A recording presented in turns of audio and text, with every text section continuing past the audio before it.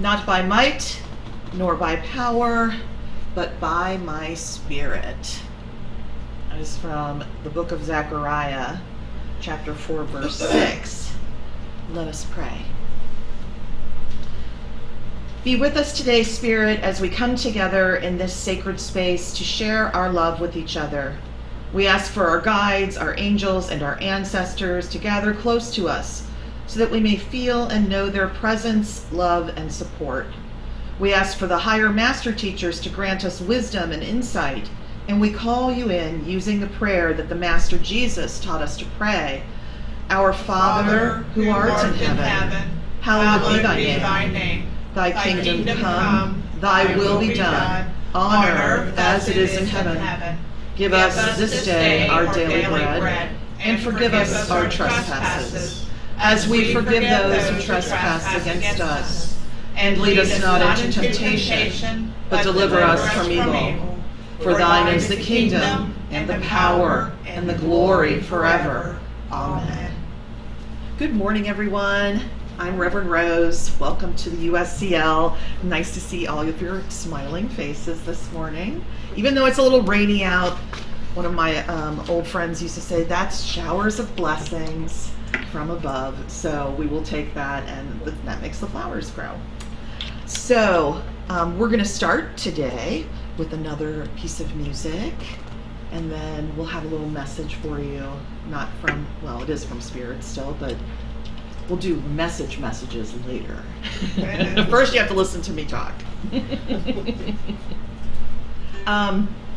We are a spiritualist organization, and I was, as I do, looking online at other spiritualist organizations and reading about different things, and I came across something from the Spiritualist National Union, which is the organization of spiritualist churches in the UK, in the United Kingdom. And the United Kingdom is a little bit different than the United States. Well, it's a lot different if you've been there. But they eat beans for breakfast. It's very strange. And tomatoes. In the UK, the spiritualist churches, most of the spiritualist churches have actually formed an alliance and are underneath the umbrella of what's called the Spiritualist National Union. In the United States, most spiritualist churches are independent, so they run independently of any overlapping organization or umbrella organization. So, and that's true in most cases.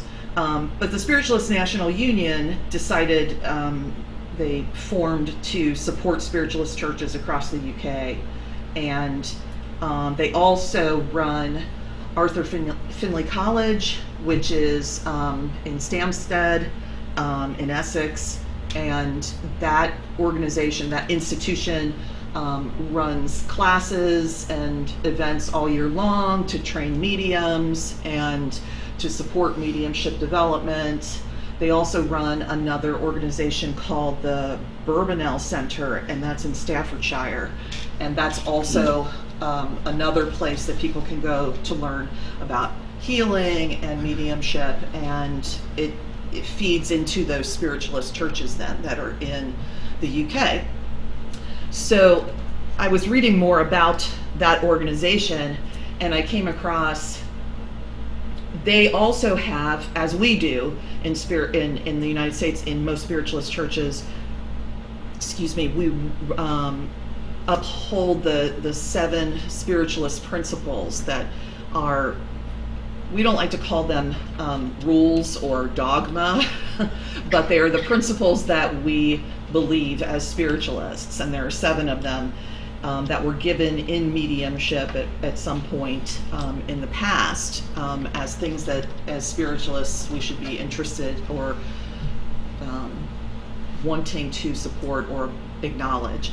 And the first one is we believe in infinite intelligence, which means we believe in some kind of higher power, God. In those 7 tenets, which you can find usually in any good, you can find them on our website, on the USCL website, plus the other ones that we have incorporated as an independent organization. But but they basically say, we believe in after-death communication. We believe that the soul can always be reformed here or hereafter. We believe in lots of, natural law and things like that govern the universe. So you can go out and read about those if you're interested. But the Spiritualist National Union also has something that they call the 4 pillars of spirit in action. And I thought that was interesting because they are trying to promote the idea of, as someone who believes in spiritualism, who supports spiritualism, what kinds of things can you be doing out in the world? How can you bring spirit into action and into more visibility in the world? Spiritualists don't proselytize. We're not a proselytizing religion, which means that we don't go out and preach on a corner. We don't try to convert people.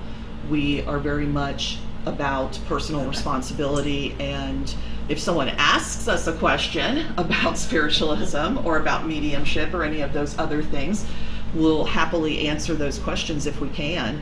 But we're not a proselytizing religion. We don't go door to door and hand out the tower and things like that. So we could hand out the tower card.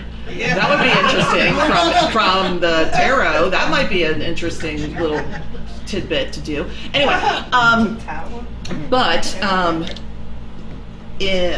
the idea of these pillars of spirit in action from the SNU, the Spiritualist National Union, were interesting to me because they believe that they help bring a stronger and more inclusive religion, as spiritualism is a religion, as well as a path for humanity to follow as we're growing and changing and becoming more world-oriented rather than just nation-oriented. And I know that there is I don't know what you want to call it, a surge of maybe nationalism or something like that in this nation, and has been for the past few years. But honestly, the world is moving to be more world inclusive, and the United States needs to get on board with that, because that's also part of the Aquarian age. The Aquarian age in astrology, which is what we're moving into right now, is about inclusivity. It's about working together. It's not about dogma and practices like the Piscean age was. The Piscean age was very dogmatic and very much about institutions. The Aquarian age is very much about thinking for yourself and still having groups that work together and include all people. So the world itself is moving towards that, and I think that all of us need to have better pathways as human beings. So, it's always nice to hear about ways we can do that. And so these 4 pillars that they talk about were given through the mediumship of a minister named Judith Seaman from the SNU. I don't know much about her. I tried to find more about her when they referenced her name, and I can't find her. So I'm assuming they didn't make her up. And I'm assuming, because I like to believe that everyone is telling me the truth. Always you can get the truth on the internet. But because it's the Spiritualist National Union, I'm going to trust that they know what they're talking about, and that these tenets were given, these ideas were given through mediumship, through this minister, Judith Seaman. And they really are, I think, about empowerment and about the idea of transforming things in our world. So the first one of these pillars that they call of spirit in action is healing. And we actually did a healing meditation before the service started, because healing in the Spiritualist Church is a really important piece of the energy that we produce, the energy that we put out into the world, the energy that we give to each other as people that come together in church. But it's also something that we can give to our neighbors and our friends that aren't spiritualist oriented. It's something that we can give to the whole world in different ways. And it's not just, they say it's not just a restoration of health, it's a universal remedy that's provided by the divine. And if it's utilized positively, it promotes wholeness in our body, our mind, and our spirit. Not just for other people, but for ourselves. So more than likely, when Laura led the healing meditation earlier, you felt some form of peace, some hopefully energy of a settling or a calmness or something when you were in that meditation experience. And we're going to do another meditation experience later. But the idea is that that moment, those moments are available to us all the time. And we can, that's one way to heal ourselves. And then to be able to, with our intention, send that healing out to others is, of course, a very healing thing. And is, of course, something that we all need to be striving to do. And that's what they call the ultimate use of spirit in action, is the idea that we're putting that energy out into the world, and that it's working for ourselves and that we're also working for others when we do that. And so they suggest just 5 minutes a day, taking time to do a little healing meditation. And I don't think that's a hard thing to do. A lot of people will tell me, especially new students or people that are studying mediumship for the first time, will say, you know, I don't have time to meditate. I don't have a lot of extra space in my life for it. And my response to that is, you know, do you take a shower in the morning? Because if you do, you've got time to meditate. Because if you're in the shower, you can use that time in the shower to just be quiet for a few minutes. Stand under the water, because that's very healing too. Water is healing energy, and it's also energy in lots of other ways, and it's a conductor of energy. So if you stand under that water for a few minutes and just visualize peace for yourself, just concentrating on your breathing for a few minutes, you're going to come into a peaceful state.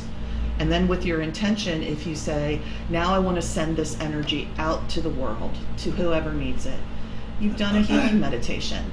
And that's all you need to do. It's not hard. We live very busy lives. And that moment, those 5 minutes in the shower that you might have, that's your only time to do something like that, I guarantee it will make your day better. And it will make you feel better. And if you feel better, then that's going to ripple out into the environments that you go into, to the people that you touch, and you're going to bring healing to all of those situations. So it's something that's very simple, but I think it's something that we just forget about. You know, we don't make it a priority, and maybe we should. And that's what they're suggesting at the SNU, that healing energy. The next thing that they have on their list is peace. Peace as a concept, but also peace as a way of forming better energy in the world. So they say that peace is not just a cessation of war, which it's not.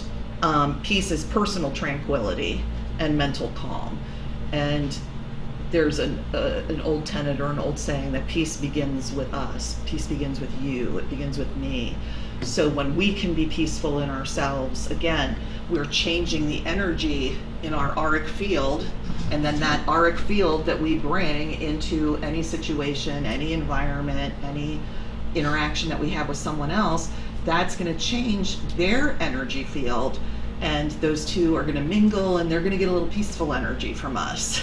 And we might get a little chaotic energy from them, maybe, but hopefully our peaceful energy that we're already carrying is going to help to balance that or to make it better. So that tranquility, that mental calm, it replaces things like strife and anxiety that others may be feeling. And that is important because that's going to help bring more joy and more fulfillment to everyone. So again, even in that 5-minute shower meditation, maybe it's peace, and that's part of the healing that you're sending out to other people. You're sending peace as healing.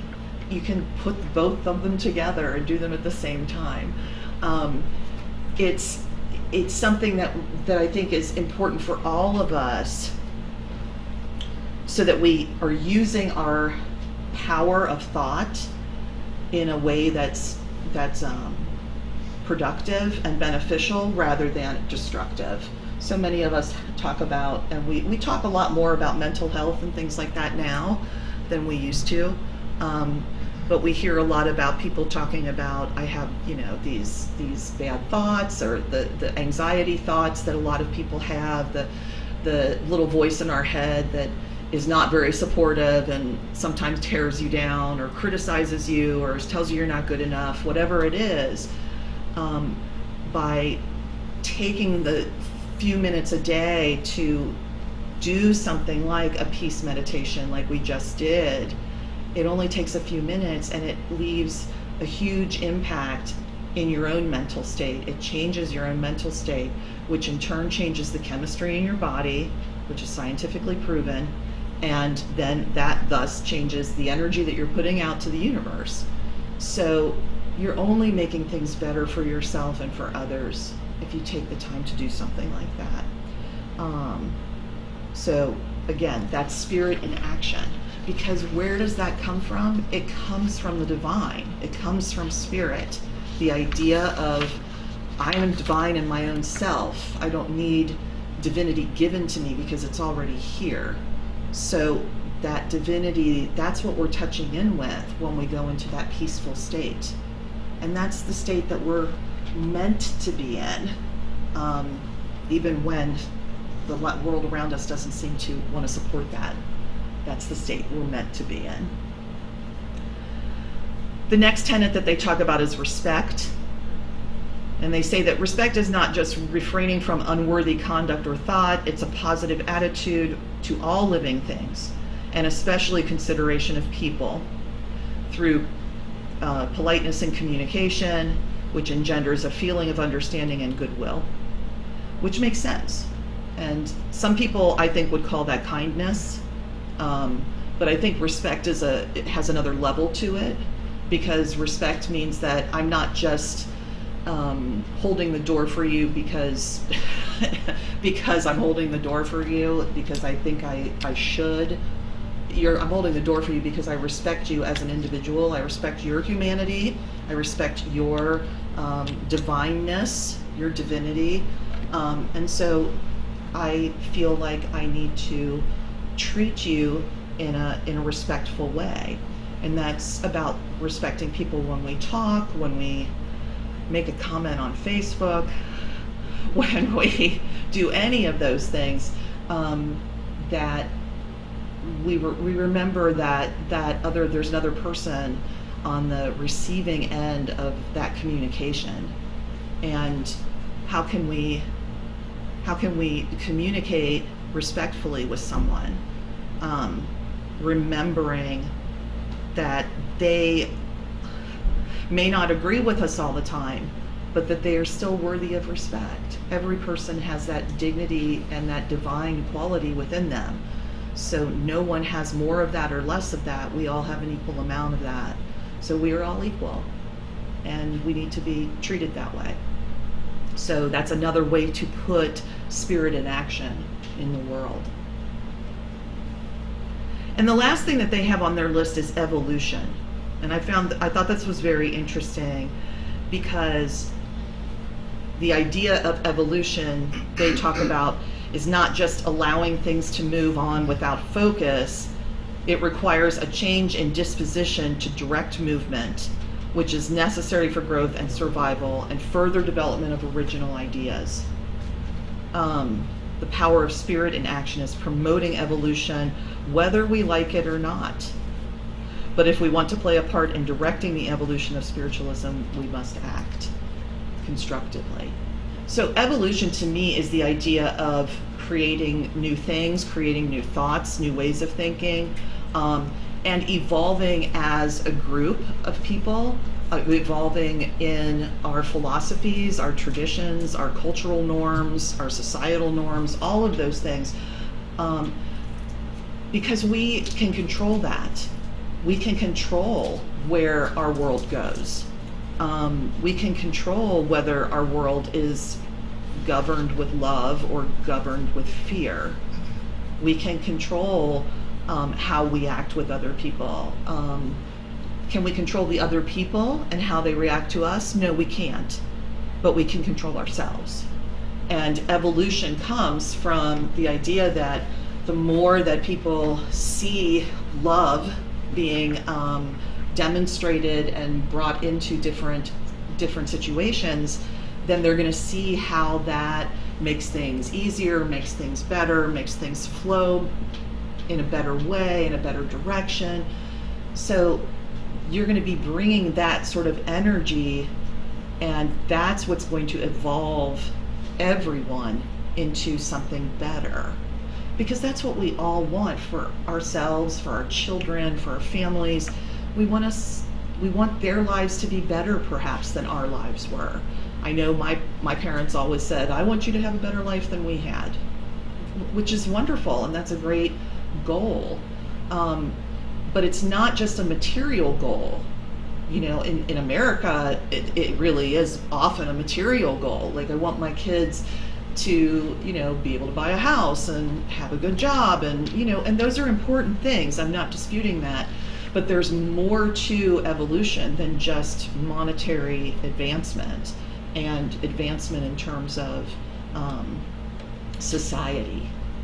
So you have to decide for yourself where those priorities are and where your priorities lie.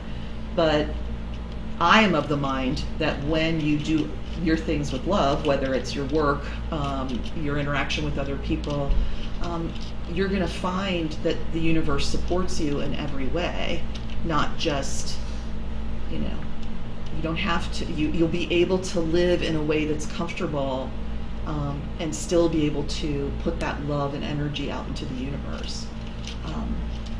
So those are some things to think about from the SNU, the Spiritualist National Union. If you ever get a chance to go to a spiritualist service or church in the UK, it's a very interesting.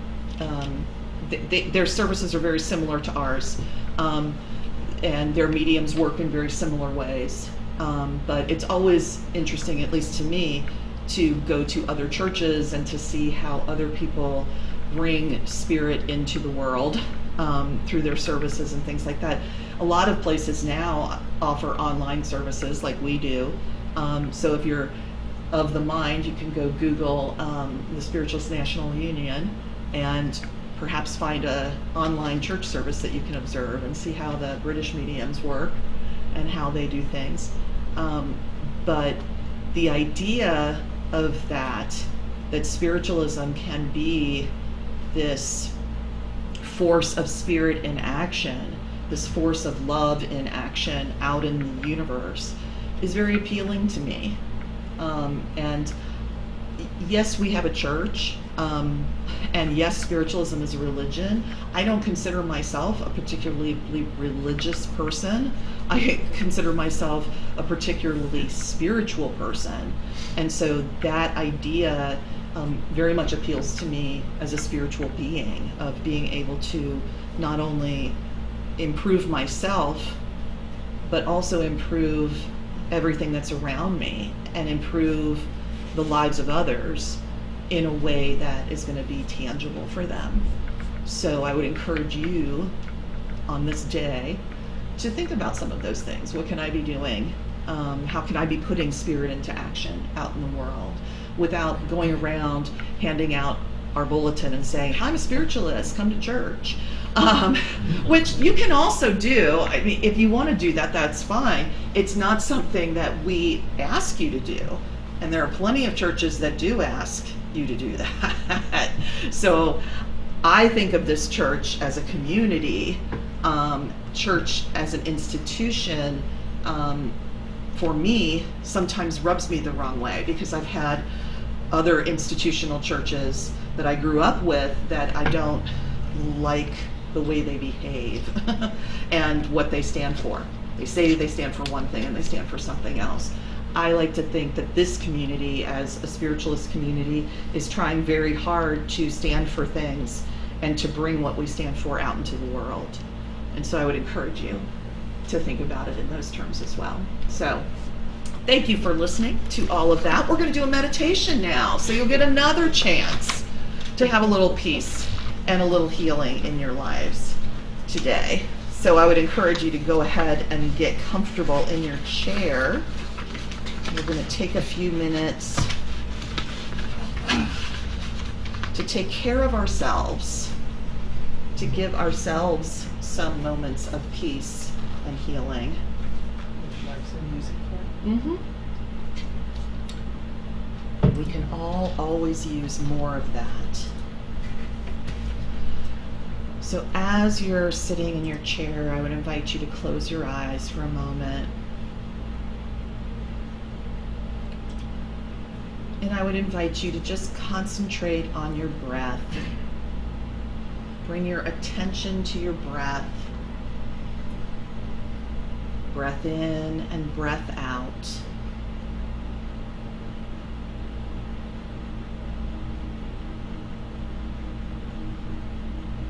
And allow your breath to just fall into its natural state of in and out. In and out.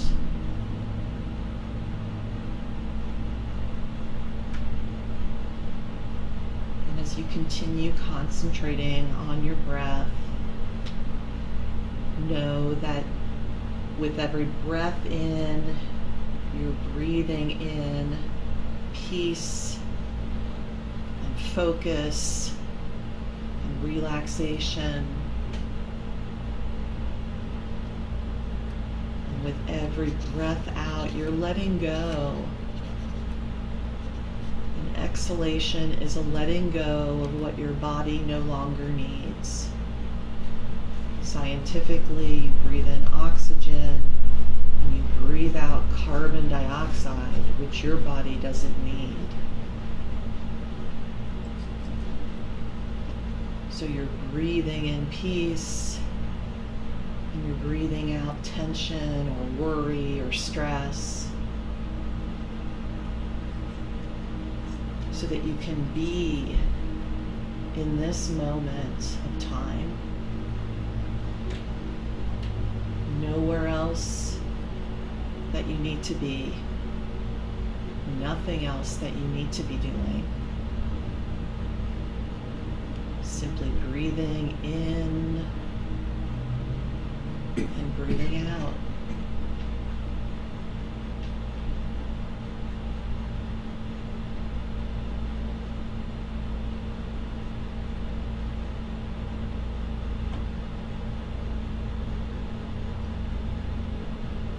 And if you find that your thoughts begin to wander off into some other place, just gently acknowledge that they've wandered off and bring your thoughts back to your breath.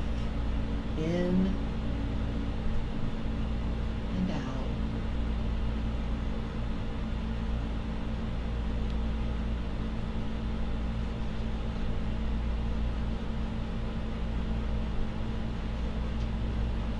And simply allow yourself to have this time to be peaceful, knowing that in bringing this peace to yourself, you're changing your energetic makeup. You're changing yourself, all of the cells of your body, changing them into a more peaceful, tranquil, calm state of being.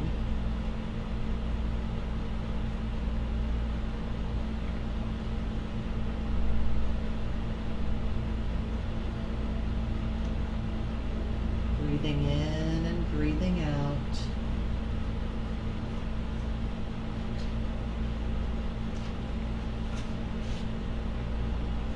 Keeping your mind focused on your breath. Letting that peace and that tranquility permeate your whole self as you breathe it in and letting go of everything that you don't need as you breathe out.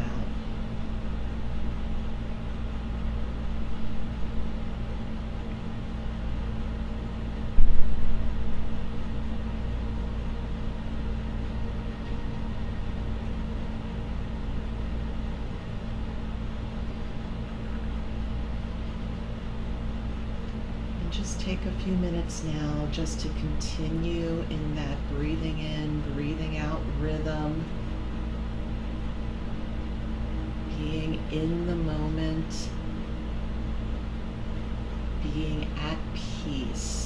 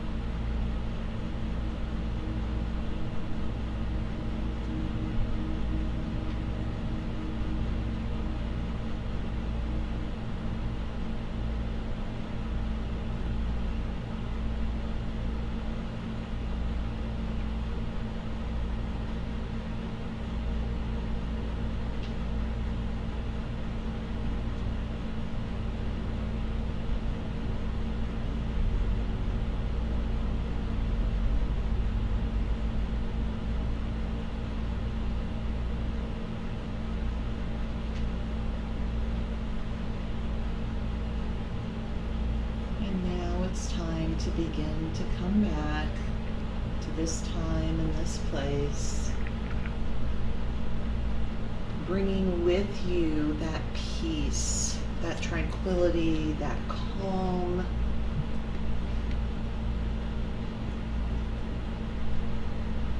bringing your attention from your breath back to the rest of your body, where you're sitting in the chair, feeling your feet on the floor,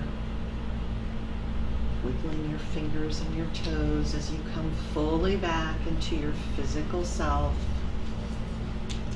relaxed and at peace.